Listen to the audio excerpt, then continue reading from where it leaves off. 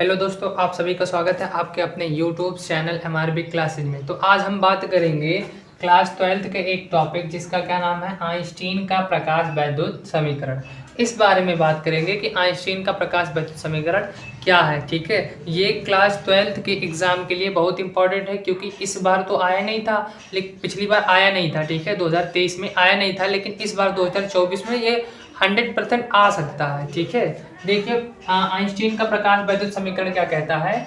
Einstein ने क्या किया, मैक्स प्लांक के क्वांटम सिद्धांत का अध्ययन किया। मैक्स प्लांक के क्वांटम सिद्धांत का अध्ययन किया और बताया कि प्रत्येक प्रकाश स्रोत से ऊर्जा का जो उत्सर्जन होता है वो छोटे छोटे पैकेटों अथवा बंडलों के रूप में होता है, जिसे क्या कहते हैं, जिसे फोटॉन कहते हैं। क्या कहते हैं, जिसे फोटॉन कहते हैं। ठीक है, देखिए उन्होंने क्या बताया। मान लीजिए कोई धातु की ये प्लेट है, ये धातु है, धातु की प्लेट है, धातु की प्लेट है।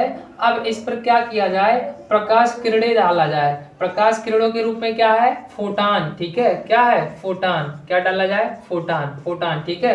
फोटान क्या होता है, ऊर्जा के रूप में होता है, प्रकाश स्रोत के रूप में चलता है ये। ठीक है, ऊर्जा के रूप में होता है, ये ऊर्जा है। फोटान एक प्रकार की ऊर्जा है।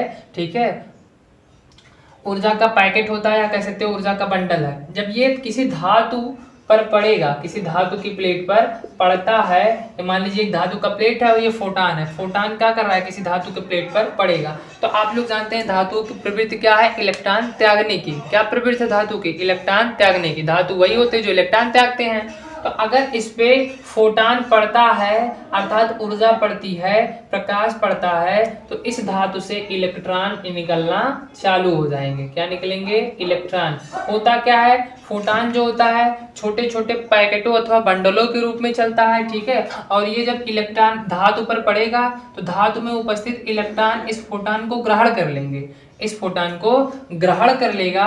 और इलेक्ट्रॉन जब फोटान को ग्रहण कर लेगा तो क्या करेगा, इसमें ऊर्जा आ जाएगी। कितनी ऊर्जा, फोटान की ऊर्जा के बराबर। फोटान की ऊर्जा कितनी होती है, एच न्यू। फोटान की ऊर्जा कितनी होती है, एच न्यू। तो इस इलेक्ट्रॉन के पास कितनी ऊर्जा आ जाएगी, एच न्यू की। जब इसके पास एच न्यू की ऊर्जा आ जाएगी तो ये इलेक्ट्रॉन, जो इलेक्ट्रॉन फोटान को ग्रहण करेगा उसी की बात हो रही है। ठीक है, तो जब इलेक्ट्रॉन के पास एच न्यू की ऊर्जा आ जाएगी तो कुछ ऊर्जा ये व्यय करेगा, कुछ ऊर्जा ये खर्च कर देगा। कहाँ तक आने में, धातु के सतह तक आने में, यहाँ तक आने में। ठीक है, यहाँ आए चाहे यहाँ किसी तरफ भी आए, धातु की सतह तक आने में कुछ ऊर्जा ये इलेक्ट्रॉन खर्च कर देगा। और जो बचा रहेगा, इसके पास जो ऊर्जा शेष रहेगा उसको क्या करेगा, उसको ई के, गतिज ऊर्जा ई के रूप में लेकर बाहर उत्सर्जित हो जाएगा। लेकर क्या होगा, बाहर उत्सर्जित हो जाएगा। कहने का मतलब समझिए, जो आइंस्टीन थे उन्होंने क्या बताया कि प्रकाश स्रोत से ऊर्जा के रूप में छोटे छोटे पैकेट या बंडल चलते हैं, जिसे क्या कहते हैं, फोटान। अब इस फोटान को अगर किसी धातु पर डालोगे तो फोटान को उस धातु में उपस्थित इलेक्ट्रॉन फोटान को ग्रहण कर लेंगे। ग्रहण करने के पश्चात उनमें क्या आ जाएगी, ऊर्जा। कितनी ऊर्जा, एच न्यू की। एच न्यू की जब ऊर्जा आ जाएगी तो थोड़ी ऊर्जा वो खर्च कर देंगे। कहाँ तक आने में, इसके प्लेट तक, सतह तक आने में थोड़ी ऊर्जा खर्च कर देंगे। और जो ऊर्जा उसके पास और बचा है उस ऊर्जा को लेकर ये गतिज ऊर्जा ई के रूप में लेकर ये बाहर निकल जाएंगे। यही आइंस्टीन ने बताया था। ठीक है, कहने का मतलब है, देखिए अगर एक फोटान आ रहा है, एक फोटान आ रहा है, ठीक है, एक फोटान आ रहा है तो उसको केवल एक इलेक्ट्रॉन ग्रहण करेगा। अर्थात एक फोटान एक इलेक्ट्रॉन, एक फोटान जो होगा एक फोटान को एक इलेक्ट्रॉन ग्रहण कर सकता है। चूंकि एक फोटान को एक से अधिक इलेक्ट्रॉन ग्रहण नहीं कर सकते, लेकिन एक से अधिक फोटान को एक इलेक्ट्रॉन ग्रहण कर सकता है। एक से अधिक फोटान को, जो फोटान चल रहा है, धातु पे पड़ रहा है, एक से अधिक फोटान को एक इलेक्ट्रॉन ग्रहण कर सकता है। लेकिन सिर्फ एक फोटान को सिर्फ एक फोटान को एक से अधिक इलेक्ट्रॉन ग्रहण नहीं कर सकते। कहने का मतलब है कि उन्होंने क्या बताया कि प्रत्येक आइंस्टीन ने मैक्स प्लांक के क्वांटम सिद्धांत का अध्ययन किया और बताया कि प्रत्येक प्रकाश स्रोत से जो ऊर्जा का उत्सर्जन होता है, अर्थात जो ऊर्जा निकलती है, वो छोटे छोटे पैकेटों अथवा बंडलों के रूप में चलती है। किसके रूप में, छोटे छोटे पैकेट अथवा बंडल के रूप में चलती है, जिसे क्या कहते हैं, फोटान। जिसे क्या कहते हैं, फोटान। और प्रत्येक फोटान की जो ऊर्जा होती है, फोटान की ऊर्जा वो h न्यू होती है। कितनी होती है? h new. और उन्होंने इस प्रकार से बताया कि प्रत्येक फोटान जो निकलता है वो किस रूप में निकलता है, या तो 1h न्यू के रूप में, या तो 2h न्यू के रूप में, या तो 3h न्यू के रूप में, ऐसे डाट डाट डाट, मतलब 1h new, 2h new, 3h new के रूप में प्रकाश स्रोत से ऊर्जा का उत्सर्जन होता है। आइंस्टीन ने क्या किया? मैक्स प्लैंक के क्वांटम सिद्धांत का अध्ययन किया और क्या बताया कि प्रत्येक प्रकाश स्रोत से जो ऊर्जा का उत्सर्जन होता है छोटे छोटे पैकेटों अथवा बंडलों के रूप में होता है, जिसे क्या कहते हैं? फोटान। जिसे क्या कहते हैं? फोटान। कहने का मतलब है, ये मान लीजिए धातु का प्लेट है, अब इस पर फोटान पड़ रहा है, छोटे छोटे पैकेट अथवा बंडल पड़ रहे हैं। तो अगर एक फोटान पड़ आ रहा है, एक फोटान का बंडल आ रहा है, तो उसे एक इलेक्ट्रॉन ग्रहण करेगा। ग्रहण करने के पश्चात वो कहाँ आएगा?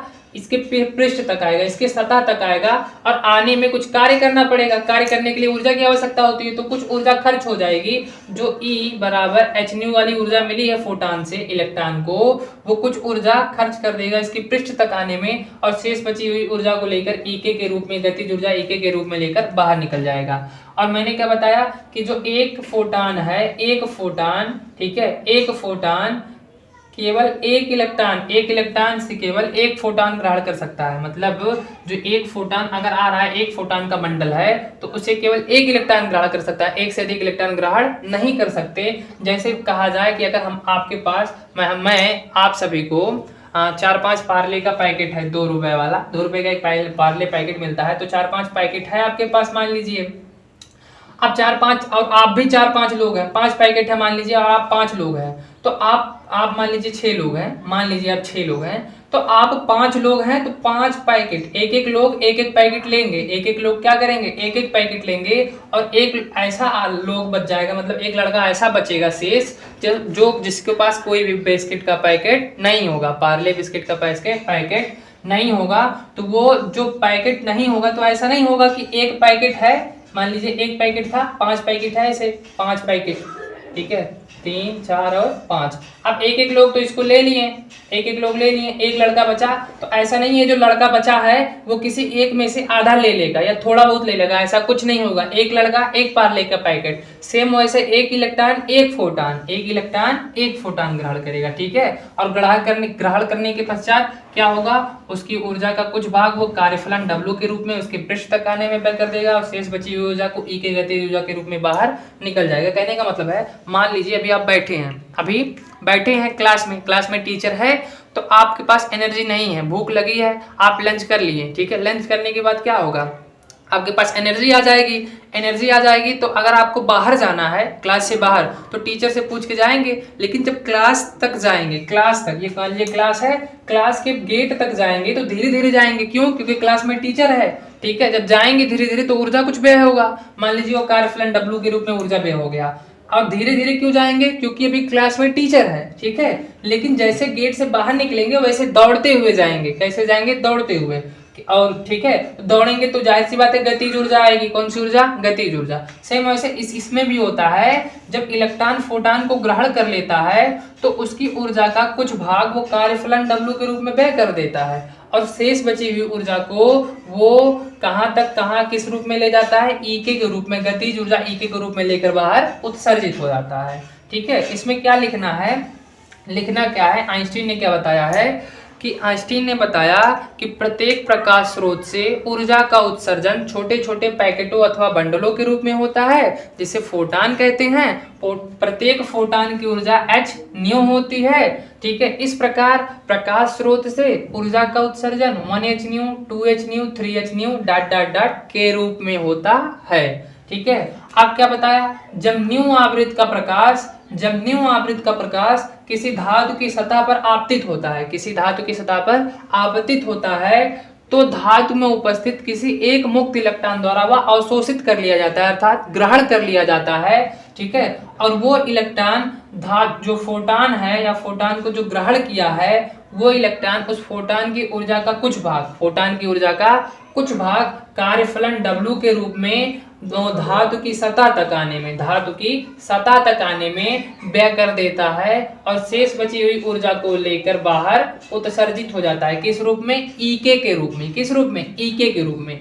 तो हम यहाँ देखेंगे उनके समीकरण के बारे में। लिखेंगे आपतित प्रकाश फोटान, आपतित प्रकाश फोटान की ऊर्जा, आपतित प्रकाश फोटान की ऊर्जा, फोटान की ऊर्जा, फोटान की ऊर्जा कितनी होती है? ई बराबर क्या हो गया? एच न्यू होती है। ई बराबर कितनी होती है? एच न्यू होती है। अब देखिए एच न्यू होती तो है, लेकिन इसी में से तो वो जो इलेक्ट्रॉन है इसी ऊर्जा को तो ग्रहण करके पहले धातु की सतह तक कार्यफलन में व्यय कर रहा है और शेष बची हुई ऊर्जा को ई के गतिज ऊर्जा के रूप में बाहर निकल रहा है। तो क्या लिख देंगे? ई बराबर या एच न्यू बराबर क्या लिख देंगे? डब्ल्यू प्लस ई के। ऐसा क्यों किया गया? क्योंकि जो इलेक्ट्रॉन है जब फोटान उस पर पड़ा तभी तो वो उसके पृष्ठ तक कार्यफलन के रूप में डब्ल्यू के रूप में व्यय किए और शेष बची हुई ऊर्जा को ई के रूप में लेकर बाहर निष्कासित हो गए। अगर फोटान ना आया होता तो उनके पास ऊर्जा नहीं होती, तो ये दोनों कार्य भी नहीं होते। इसलिए यहाँ लिखा गया ई बराबर क्या होता है? एच न्यू बराबर क्या लिख सकते हैं? डब्ल्यू प्लस ई के। तो यहाँ से क्या हो गया? एच न्यू बराबर क्या हो गया? डब्ल्यू प्लस ई के। क्या हो गया? डब्ल्यू प्लस ई के। यदि हम यहाँ लिख दें, यदि देखिए क्या हो जाए, यदि आपतित प्रकाश, ठीक है, यदि क्या हो जाए? आपतित प्रकाश, ठीक है, यदि आपतित प्रकाश की आवृत्ति, यदि आपतित प्रकाश की आवृत्ति, ठीक है, देहली आवृत्ति के, कौन सी आवृत्ति? देहली आवृत्ति के बराबर हो तो ये देखिए, यदि आपतित प्रकाश की आवृत्ति जो है देहली आवृत्ति के बराबर हो। देहली आवृत्ति का मतलब ना वह न्यूनतम आवृत्ति जो किसी पदार्थ से इलेक्ट्रॉन का उत्सर्जन कर सके। कहने का मतलब है, मान लीजिए देखिए बराबर हो तो क्या हो जाएगा? ई के बराबर 0 हो जाएगा। क्या हो जाएगा? ई के बराबर 0। मान लीजिए धातु की सतह थी, इस पे इलेक्ट्रॉन है और इस पे फोटान पड़ा है, तो अब ये फोटान की जो ऊर्जा है या आवृत्ति है ये इतना कम है कि इलेक्ट्रॉन पे तो ये पड़ा है, तो इलेक्ट्रॉन तो इससे उत्सर्जित हो रहे हैं, इलेक्ट्रॉन को तो ऊर्जा मिल रही है, लेकिन इतनी कम ऊर्जा मिल रही है कि इलेक्ट्रॉन सिर्फ इसके धातु की सतह तक ही जा पा रहा है, बाहर नहीं निकल पा रहा। कार्यफलन के रूप में डब्ल्यू के रूप में ऊर्जा व्यय कर देगा ना यहाँ धातु की सतह तक आने में, तो उसी में उसकी ऊर्जा खत्म हो जाएगी। बाहर जाने के लिए ऊर्जा नहीं है, इसलिए वो बाहर नहीं जाएगा। जब बाहर नहीं जाएगा तो गतिज ऊर्जा ई के भी नहीं रहेगा, ई के नहीं रहेगा तो ई के बराबर क्या हो जाएगा? 0। ठीक है, इसलिए अगर हम इसकी बात करें, ये एच म्यू की जगह एच म्यू नॉट हो जाता है। क्या हो जाता है? एच म्यू नॉट बराबर क्या हो जाता है? डब्ल्यू प्लस ई के की जगह कितना हो गया? 0, तो डब्ल्यू प्लस 0, तो एच न्यू नॉट बराबर क्या हो गया? डब्ल्यू। इसको ये हो गया डब्ल्यू, ठीक है, एच न्यू नॉट बराबर डब्ल्यू, या लिख सकते हैं डब्ल्यू बराबर एच न्यू नॉट। अब क्या करेंगे? इसको समीकरण 1 मानेंगे। समीकरण 1 क्या मानेंगे? समीकरण 1। इस डब्ल्यू का मान कहाँ रख देंगे? समीकरण 1 में लिखेंगे डब्ल्यू का मान समीकरण 1 में रखने पर इस डब्ल्यू का मान कहाँ रख दें? समीकरण 1 में। किसकी जगह? डब्ल्यू की जगह। तो क्या हो जाएगा? एच न्यू पहले से है और डब्ल्यू है, डब्ल्यू की जगह क्या रखेंगे? एच न्यू नॉट लिखेंगे, एच न्यू नॉट प्लस में क्या है? ई के। अब एच न्यू नॉट को उधर अगर भेज देंगे तो ये माइनस का हो जाएगा, तो पहले हम यहाँ ई के लिख दें। ई के अकेला बचेगा ना, तो ई के हो गया बराबर एच न्यू पहले से यहाँ है और ये इधर माइनस वाला इधर आ गया। ये देखिए एच न्यू इधर आया है, एच न्यू जो है ये एच न्यू नॉट इधर आया है, तो क्या हो जाएगा? एच न्यू नॉट माइनस का। समझ में आया इतना?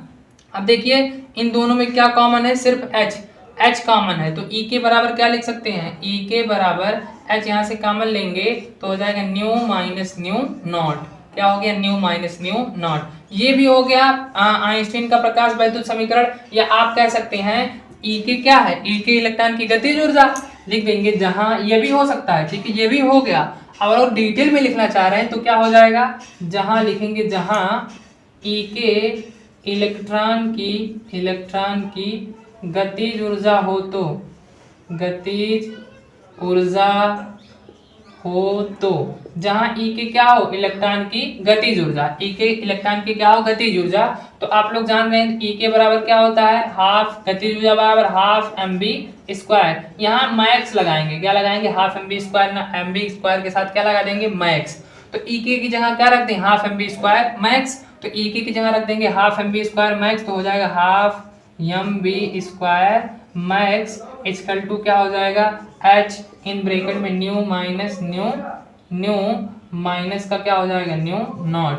अब यही है, ठीक है, ये क्या है, आइंस्टीन का प्रकाश वैद्युत समीकरण। यही आइंस्टीन का प्रकाश वैद्युत समीकरण है, का प्रकाश वैद्युत समीकरण है, का समीकरण है। ठीक है, अब देखिए ये बहुत इजी है, ठीक है, और ये एग्जाम में आना है, इसको इस बार तो 100% आना है, ठीक है। तो इसको एक बार रिवीजन कर लीजिएगा। धन्यवाद।